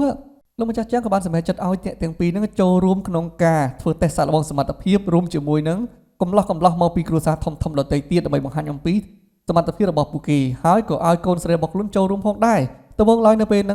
ងព្រឹត្តិការណ៍ដទៃទៀតនៃគ្រួសារចឹងមិនអនុញ្ញាតឲ្យយូម៉ងចូលរួមទេដោយសារតែនាងគឺជាស្រីក៏ប៉ុន្តែបន្ទាប់ពីមានការជ្រុំជ្រែងពីយិនឈីលើកទៅសារអំពីសមត្ថភាពរបស់យូម៉ងម្យ៉ាងវិញទៀតអ្នកទាំងពីរគឺជាមនុស្សដែលបានជួបជាមួយនឹងស្ដេចបិសាចមុនគេនៅក្នុងពិភពគុណហ្នឹងដូច្នេះហើយ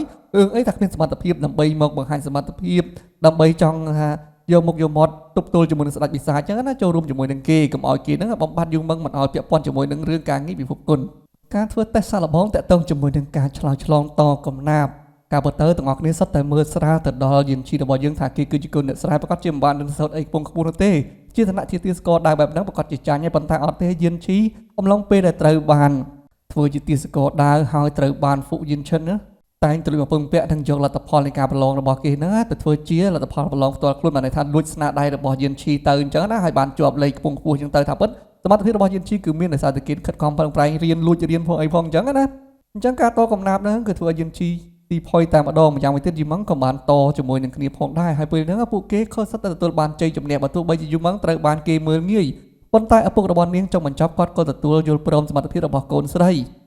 ីហើយគាត់ថែមទាំងបានប្រាប់ថាការពិតទៅគាត់ទទួលស្គាល់សមត្ថភាពកូនស្រីយូរណាស់មកហើយគ្រាន់តែគាត់អត់បាននិយាយម្យ៉ាងវិញទៀតនាងគឺជាស្រីទទួលបានការបដិសេធពីជនដទៃទៀតអញ្ចឹងហើយគាត់ក៏អត់ចង់ចេញមុខនាំទៅប៉ះពាល់មកដល់គ្រួសារដែរអញ្ចឹងណាបន្ទាប់ពីទទួលបានការអនុញ្ញាតពីលោកម្ចាស់ជាងនៅក្នុងពេលនេះយិនជីរបស់យើងត្រឡប់មកវិញក៏ទទួលបានការបង្វឹកពីទេពធីតាធំធានតែម្ដងអំឡុងពេលហ្នឹងលីស៊ីមីគឺជាអ្នកប្រយុទ្ធជាមួយនឹងយិនជីផ្ទាល់ដើម្បីបង្ហាត់បង្រៀនគេឲ្យកាន់តែលះលហួនកាន់តែមានកម្លាំងខ្លាំងជាងមុននិងមានថ្មីដៃកាន់តែពូកែជាក្នុងពេលនោះគេទទួលបានជាមួយនឹងការជំរុញទឹកចិត្តពីគូស្នេហ៍របស់ខ្លួនគឺយូម៉ងនឹងឯងកន្លែងហ្នឹងគឺពិតជាស្វីតខ្លាំងណាស់មានគេជ្រុំចែកពីមុខក្រោយគ្រប់ជ្រុងទាំងអស់តែម្ដងនៅក្នុងវគ្គនេះយិនជីរបស់យើងមិនយូរប្រហែលការប្រកួតទី1ក៏បានមកដល់ការប្រកួតរវាងក្រុមគ្រួសារធំទាំងសេរីចាស់សេរីថ្មីអីគឺមកអស់ហើយឲ្យតែអ្នកស្ម័គ្រចិត្តចូលរួមប្រកួតងារសារទី1គឺគេប្រកួតឲ្យផលិតថ្នាំដើម្បីជួយសង្គ្រោះជីវិតមនុស្សប៉ុន្តែគួរឲ្យសោកស្ដាយដោយសារតែការផលិតនេះមាននិស្សិតក្រីក្រម្នាក់បានឱកាសចូលរួមជាមួយនឹងគេដែរក៏ប៉ុន្តែដោយសារតែគ្នាអត់ចេះវិជ្ជាគុណអីនោះទេអាស្រ័យទៅលើចំណេះដឹងក្នុងការព្យាបាលដូចជាវិជ្ជាពេទ្យអញ្ចឹងក៏មកចាប់ថ្នាំហ្នឹងស្រាប់តែថ្នាំហ្នឹងក៏មានជាតិពុលធ្វើឲ្យគេប្រកាសស្លាប់ភ្លាមតែម្ដងនៅក្នុងពេលហ្នឹងទើបគ្រប់គ្នាបានដឹងថាការពិតទៅការចម្រាញ់ថ្នាំនេះមិនតម្រូវទៅឲ្យអ្នកអត់មានវិជ្ជាគុណនៅក្នុងខ្លួនមកធ្វើនោះទេគឺតម្រូវឲ្យពួកគេប្រើប្រាស់ធម្មពលដែលគេមានទាំងអំបានមកចម្រាញ់ជាថ្នាំតែម្ដងគឺប្រើប្រាស់សមត្ថភាពថ្នាំដែលនៅក្នុងឆ្នាំងចំពោះមុខរបស់គេហ្នឹងដើម្បីផ្សំជាមួយនឹងកម្លាំងធាតុបង្កើតជាថ្នាំដ៏អស្ចារ្យនិយាយរួមមិនបាច់ចាំយកដៃប៉ះនោះទេប្រើប្រាស់តែកម្លាំងធាតុចំហុយថ្នាំហ្នឹងតែម្ដងចំពោះអ្នកដែលមិនមានវិជ្ជាសិលគ្រប់គ្រាន់វិញក៏នឹងអាចប្រតិកម្មធ្វើឲ្យគេនឹងពុលស្លាប់ដូចគ្នាដូចជាបរិបម្នាក់នេះនៅពេលនេះគាត់ពិតជាសោកស្ដាយខ្លាំងណាស់គាត់បានទួញសោករហូតយំថាគាត់ខំប្រឹងប្រែងអរិយពេលយ៉ាងយូរទើបទម្រាំតែអាចឈានមកដល់ថ្ងៃនេះគ្រួសាររបស់គាត់កំពុងតែរងចាំការវិលត្រឡប់របស់គាត់ជាមួយនឹងកិត្តិយសគួរឲ្យសោកស្ដាយដែលគាត់មិនអាចសម្រេចម្ដងថ្នាឪពុកម្ដាយរបស់គាត់បានឃើញបែបនោះយិនជីគាត់ក៏មកជួយនឹងប្រាប់ឲ្យបរិបម្នាក់នឹងព្យាយាមបន្តទៅទៀតកុំបោះបង់ចោលឲ្យសោះបន្ទាប់មកនៅពេលនេះយិនជីជាមួយនឹងហ្វុឆាងធានដែលជាឪពុករបស់ហ្វុយីងឈិនហ្នឹងគឺបានចម្រាច់នៅថ្នាំមួយគ្រាប់ម្នាក់ដូចគ្នាដែលពួកគេនឹងគឺមានសមត្ថភាពបែបគ្នាឃើញបែបហ្នឹងហ្វុឆាងធាននឹងគាត់មិនសុខចិត្តទេគាត់ក៏បន្តនៅការផលិតថ្នាំរបស់គាត់ដ៏ខ្លាំងជាងទៅទៀតយិនជីឃើញអញ្ចឹងហើយក៏ព្យាយាមទៅតាមគ្នាដែរហើយនៅក្នុងពេលនោះក៏ធ្វើឲ្យហ្វុឆាងធានមានអារម្មណ៍ថាខឹងជាមួយនឹងយិនជីជាខ្លាំងចង់អញ្ជើញគេឲ្យធ្វើការឲ្យគ្រួសារហ្វុប៉ុន្តែយិនជីជាមួយនឹងគ្រួសារហ្វុដឹងស្រាប់ហើយគឺជាសត្រូវស៊ីសាច់ហត់ឈាមជាមួយនឹងគ្នាដូច្នេះហើយអ្នកទាំងពីរក៏ប្រយុទ្ធគ្នាបន្តទៅទៀតការប្រយុទ្ធនេះគឺធ្វើឡើងមើលទៅ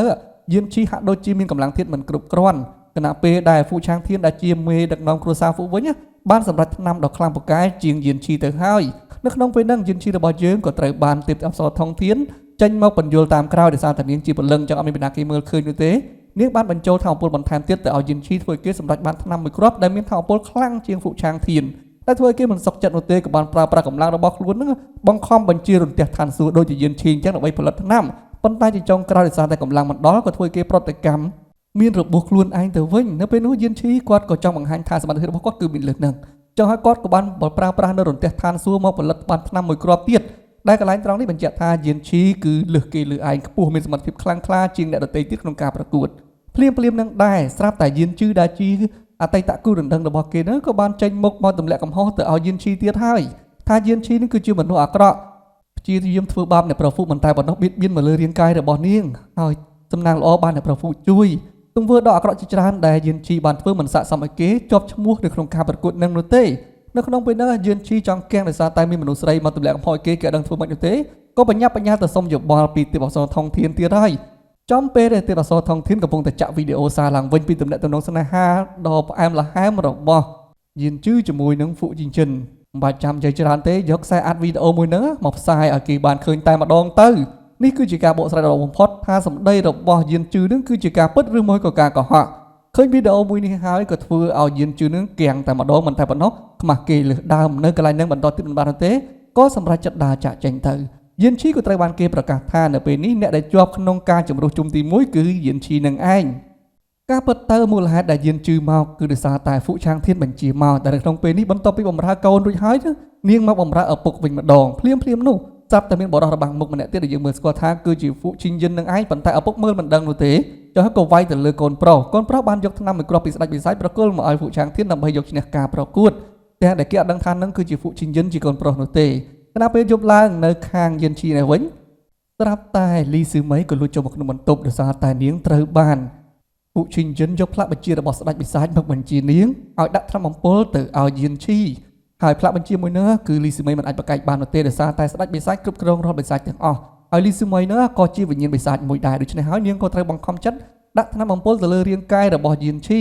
ខណៈពេលដែលយិនជឺវិញកំពុងតែដាក់អស់សង្ឃឹមដោយសារតែហ្វូឆាងធានបណ្ដេញនាងចេញពីគ្រួសារហ្វូលែងប្រើនាងបន្តទៀតធ្វើនាងអស់សង្ឃឹមខ្លាំងមែនទែនភ្លាមនោះហ្វូជីងយិនក៏បានបង្ហាញខ្លួននៅពីក្រៅខ្នងរបស់នាងហើយនាងទៅប្រើប្រាស់បន្តទៀតដល់ពេលការប្រកួតជុំទី2នៅពេលនេះយិនឈីរៀងមានការព្រួយបារម្ភបន្តិចដែរដោយសារតែអត់ឃើញវត្តមានរបស់លីស៊ឺមីគាត់ក៏មិនអាចប្រើប្រាស់នៅដាវទេវតារបស់គាត់បាននោះដែរម្យ៉ាងមួយទៀតខ្លួនរបស់គាត់ស្រាប់តែដូចជាត្រូវថ្នាំអំពុលប៉ុន្តែដោយសារតែពេលវេលាកំណត់មកដល់ទៅហើយគាត់ត្រូវប្រកួតជាមួយនឹងអ្នកប្រុសយីដែលមានក្បាច់គុណខ្លាំងពូកែមែនទែនអ្នកប្រុសយីបានប្រាប់ថាគាត់នឹងផ្ដួលយិនឈីក្នុងរយៈពេល3ស្និតទី1ចូលមកដល់យិនឈីទួតបានទេដោយសារតែនៅពេលនេះគាត់មានជាតិពុលនៅក្នុងខ្លួនអាចប្រើកម្លាំងធាតុបាន 100% ដូច្នេះហើយស្និតទី2បន្តទៅទៀតក៏ធ្វើយិនឈីរបស់យើងត្រូវរបួសធ្វើដៃរបស់គាត់គឺមានរបួសយ៉ាងខ្លាំងតែម្ដងអ្នកប្រុសយីបាននិយាយថាប្រសិនបើមិនប្រញាប់ព្យាបាលនោះទេដៃរបស់គេនឹងពិការជាមិនខានភ្លាមនឹងយិនឈីគាត់មិនសុខចិត្តនោះទេគាត់ក៏នឹកឃើញប្រើប្រាស់នៅរន្ទះឋានសួគ៌កម្រិតទី9ប្រើមកព្យាបាលដៃរបស់គាត់ដោយឯងតែម្ដងដែលធ្វើឲ្យគ្រប់គ្នាមានការភ្លឺភ្នែកជាខ្លាំងមិននឹកស្មានថាគ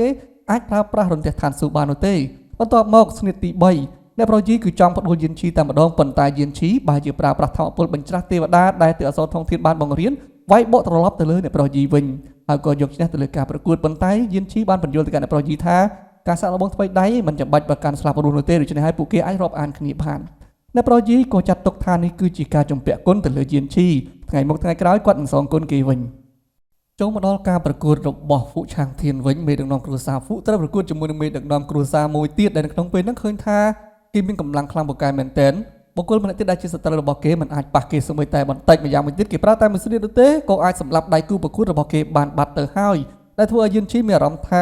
ហ្វូឆាងធានគឺពិតជាខ្លាំងពូកែមែនកន្លែងអមមើលលីស៊ឺមីវិញនៅពេលនេះនាងបាត់ខ្លួនរំលែងនាងទៅណាទេដោយសារតែត្រូវបានហ្វូជីងយិនចាប់នាងមកធ្វើទរណកម្មព្រោះអីហ្នឹងនាងអាចបានស្ដាប់បញ្ជារបស់ស្ដេចបិសាចឲ្យទៅដាក់ថ្នាំអំពុលទៅលើខ្លួនរបស់យិនឈីបែរជាមិនព្រមដាក់ទេដាក់ត្រឹមតែបន្តិចមូលហេតុដែលយើងឃើញមុនហ្នឹងរៀងសង្ស័យទៅលើយិនឈីថាទៅថ្នាំអំពុលខ្លាំងប៉ុន្តែការពិតវិញលីស៊ឺមីគាត់មិនដាច់ចិត្តដូច្នេះគាត់ដាក់តែបន្តិចគាត់ក៏ប្រមូលថ្នាំអំពុលទាំងអស់ហ្នឹងយកមកចូលក្នុងដបវិញ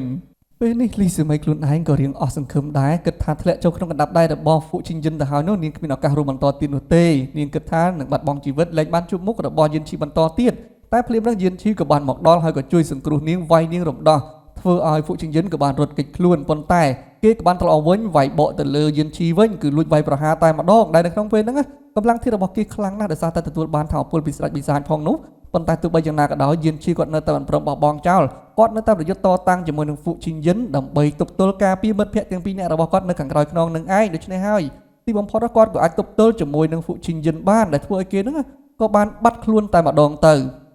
តែខ្លួនឯងវិញក៏មានរបួសធ្ងន់ធ្ងរណាស់ដែរសំណាងល្អនៅក្នុងពេលហ្នឹងគឺត្រូវបានលីស៊ឺមីនឹងជួយសង្គ្រោះឲ្យនាងបានប្រាប់ទៅឲ្យស៊ីវជួយនឹងទៅរកលោកតារបស់នាងដែលត្រូវបានគេចាប់ខ្លួនជាមួយអបូស្វារតីទៀតទៅដើម្បីនាំគ្នារត់ទៅទាំងអស់គ្នាបន្ទាប់មកស្រាប់តែលីស៊ឺមីដូចជាចង់ធ្វើអីមួយយ៉ាងទេដើម្បីជួយសង្គ្រោះឲ្យយិនឈីរបស់យើងដឹងខ្លួនប៉ុន្តែមិនទាន់បានចាត់ការផងគ្រប់គ្នាក៏បានមកដល់យិនឈីក៏បានភ្ញាក់ដឹងខ្លួនឡើងមកវិញដូច្នេះហើយក៏នាំគ្នាត្រឡប់មកផ្ទះវិញទៅលុះពេលដល់ត្រឡប់មកផ្ទះអ្នកដែលសប្បាយចិត្តជាងគេគឺយិនឈីដែលសារតែឃើញថា lover របស់គេគឺយូម៉ឹងហ្នឹងកំពុងតែរៀបចំបាយម្ហូបពេញលើតុ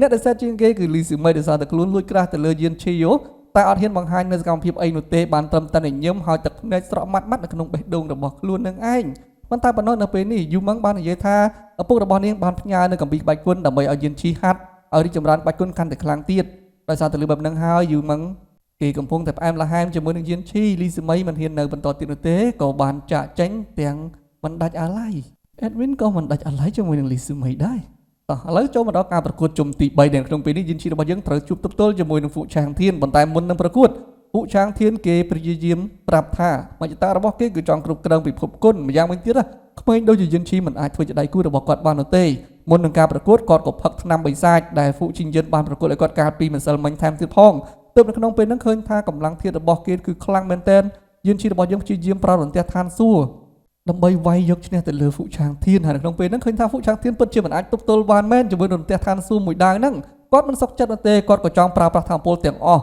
ប៉ុន្តែភ្លាមនោះអំបូស្វាដែលជាលោកតារបស់សៀវជួយហ្នឹងក៏បានមកដល់គាត់ចេះប្រើប្រាស់នៅក្បាច់គុណមួយដែលអាចបិទជីបចរមិនឲ្យហ្វូឆាងធានធ្វើអីបាននោះទ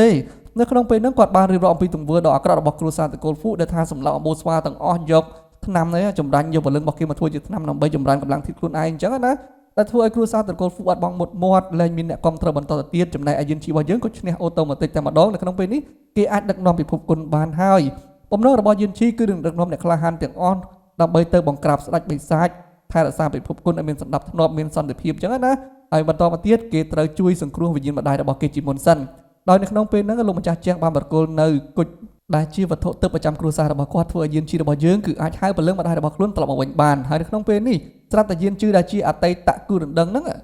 បែរជាបញ្ចេញនៅវិញ្ញាណរបស់ស្ដេចបិសាចមកតាមការពិតទៅនាងបានលាក់នៅដង្ហើមរបស់ស្ដេចបិសាចនៅក្នុងខ្លួនរបស់នាងតែម្ដងចឹងនាងចង់បញ្ចេញពេលណាក៏បានដែរដើម្បីជាថ្នូរជាមួយនឹងស្ដេចបិសាចឲ្យជួយមើលថែរក្សានាងផ្ដល់អំណាចឲ្យនាងអញ្ចឹងណាគ្រប់គ្នានៅទីនេះសិតតែទទួលបានការវាយប្រហារពីស្ដេចបិសាចដួលរៀលតែម្ដងអត់មានណាគេអាចក្របមកទប់ទល់ជាដៃគូជាមួយស្ដេចបិសាចនោះទេនៅក្នុងពេលនេះស្រាប់តែហ្វូឈីយិនក៏បានបំផ្លាញនៅគុជវេទមន្តរបស់គ្រួសារជាងធ្វើឲ្យវិញ្ញាណរបស់យិនម្ដាយរបស់យិនឈីនឹងក៏រលីបាត់បង់ទៅនិយាយទៅ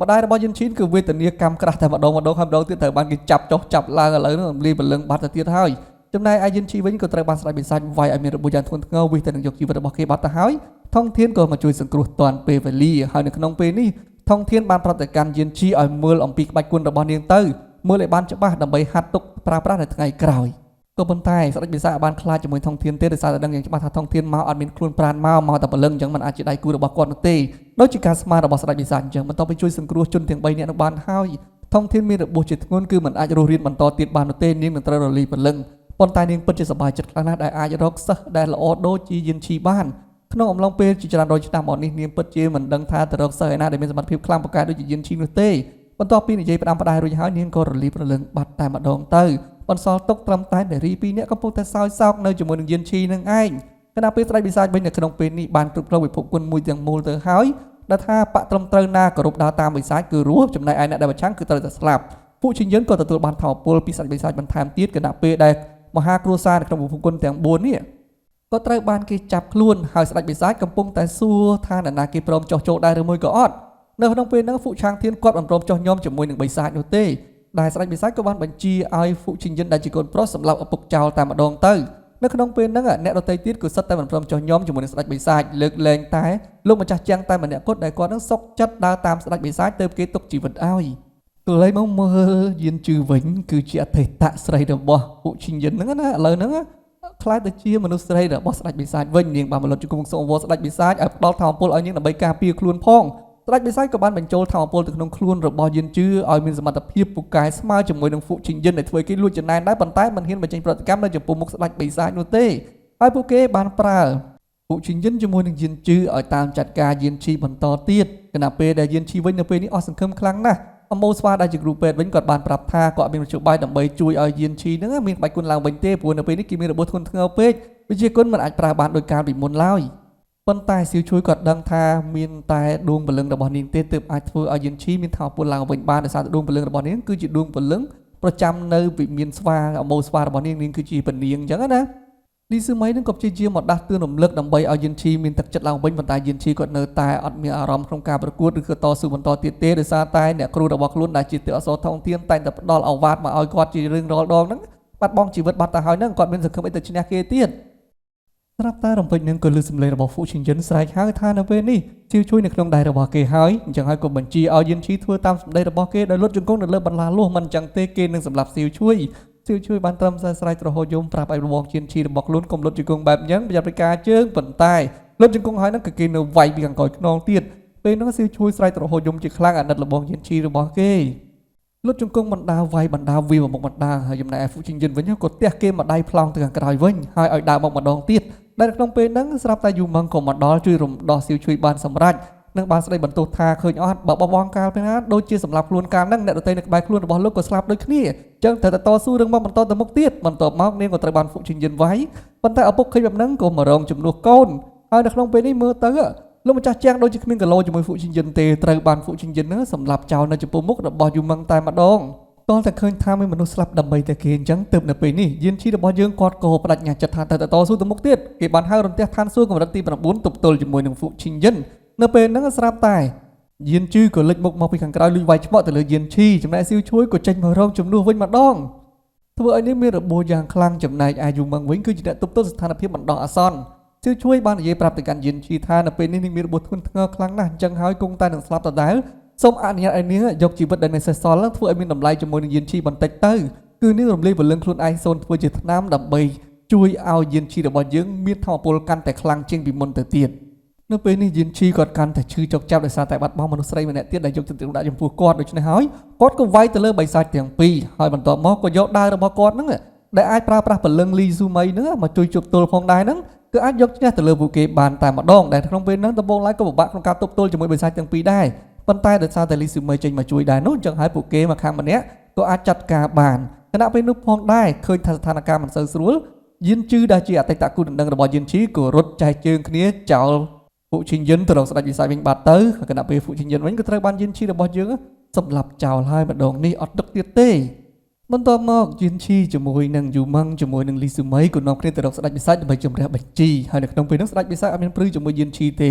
គាត់ដឹងថាសមត្ថភាពរបស់គាត់គឺនៅតែអាចគ្របដណ្ដប់ទៅលើសមត្ថភាពរបស់យិនឈីដដែលនឹងឯងនៅពេលហ្នឹងយិនឈីក៏មានរបួសខណៈពេលដែលស្រីស្អាតទាំងពីរនាក់ចូលទៅប្រយុទ្ធដើម្បីការពារយិនឈីក៏ត្រូវមានរបួសខ្លោងខ្ទាតមកខាងក្រោយដូចគ្នាក្រោកលែងរួចចាប់តាំងពីពេលនេះតទៅយិនឈីវិញត្រូវបានស្ដេចវិសាចចាប់ខ្លួនបានហើយនៅក្នុងពេលនោះគាត់ក៏បានបញ្ចេញនៅតម្រាដែលថាសិភៅកំណត់វាសនាដែលទេវតាបានចារមកថ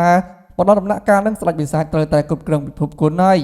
យឃើញបែបហ្នឹងយិនឈីរបស់យើងគាត់មិនសុខចិត្តទេគាត់ថាវាសនាអីមិនបានជាចារលប់អញ្ចឹងចៅឲ្យមនុស្សរងទុក្ខបិសាចគ្រប់គ្រងក្រោមដណ្ដប់អញ្ចឹងហើយគាត់មិនសុខចិត្តគាត់មិនទទួលយកវាសនាមួយហ្នឹងទេដូច្នេះហើយគាត់ក៏បំផ្លាញសិភៅវាសនានឹងចោលតែម្ដងទៅប៉ុន្តែសិភៅនឹងបំផ្លាញហើយវានឹងចេញមកវិញទៅដែរទេនៅក្នុងពេលហ្នឹងទេវអសរថងធានឃើញថាទោះបីយ៉ាងណាក៏ដោយនៅពេលនេះកូនសិស្សរបស់គាត់នៅតែមិនព្រមបោះបង់ចោលអាកំណត់ប្រឆាំងជាមួយវាសនាហ្នឹងណាអញ្ចឹងស័ក្តិសមល្មមដល់ពេលដែលត្រូវស្នងតំណែងពីគាត់បន្តទៀតហើយគឺអាចប្រើប្រាស់នៅកំបិតដើម្បីកម្ចាត់បិសាចបានចឹងក៏មកផ្ទេរកម្លាំងបើកឲ្យយិនឈីរបស់យើងអាចប្រើប្រាស់ក្បាច់ដាវកម្រិត3កម្ចាត់បិសាចនឹងបានទៅអ្នកទាំងអស់គ្នាមានឆ្ងល់ហេតុអីបានជាថងធានអាចជើវិញបានដោយសារតែនាងសល់ពលឹងហ្នឹងគឺជាអារម្មណ៍ចុងក្រោយដែលនាងកំពុងតែរងចាំអ្នកបន្តវេនអញ្ចឹងណាចឹងគឺនៅតែអាចមកប្រើបាននឹងឯងប៉ុន្តែមិនចេញយើងញាប់ដោយការពីមុនទេស្ដេចបិសាចចាប់ដើមភ័យខ្លួនហើយយិនឈីក៏ប្រមាថកម្លាំងដែលទទួលបានពីអ្នកគ្រូនោះវាយទៅលើស្ដេចបិសាចធ្វើឲ្យគាត់មានរបួសមិនដឹងធ្វើម៉េចដើម្បីបើកម្លាំងគឺសម្រាប់គ្នាឯងដើម្បីបើកម្លាំងយិនជឺពេលហ្នឹងក៏ខកចិត្តដែរមិនបានជាជីវិតរបស់នាងហេតុអីបានជាសោយខ្លាំងម្ល៉េះទៅដល់កន្លែងណាទៅតាមបរិះណាក៏ត្រូវបានគេក្បត់ដែរគេយកនាងគ្រាន់តែលេងសើចប៉ុណ្ណោះនាងមិនអស់ចិត្តទេប៉ុន្ត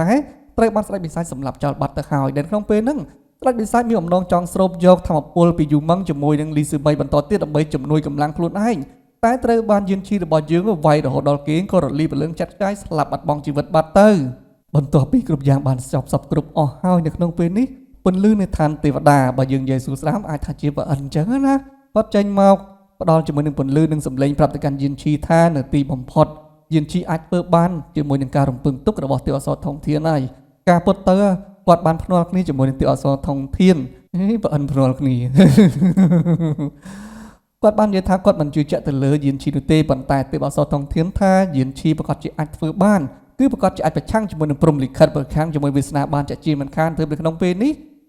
ព្រះអិនបានចាញ់ការភ្នាល់ដូច្នេះហើយក៏បានប្រគល់សិទ្ធិទៅឲ្យយានឈីចាប់តាំងពីពេលនេះតទៅគេគឺជាអ្នកគ្រប់គ្រងនៅលើโลกហ្នឹងហើយគឺគ្រប់គ្រងទៅលើពិភពគុណមួយទាំងមូលតែម្ដងគ្រប់គ្រងទៅលើជីវិតរបស់មនុស្សសត្វតែម្ដងគឺចាប់តាំងពីពេលនេះតទៅឋានទេវតាលែងបែងចែកថាទេវតាមានឋានៈខ្ពស់ជាងមនុស្សហើយគឺឲ្យមនុស្សរស់នៅយ៉ាងមានសេរីភាពមានឋានៈស្មើគ្នាជាមួយនឹងទេវតាដូចគ្នានឹងឯងអត់មានបែងចែកប្រកាន់ពូជសាសន៍ទេវតាមនុស្សអីណា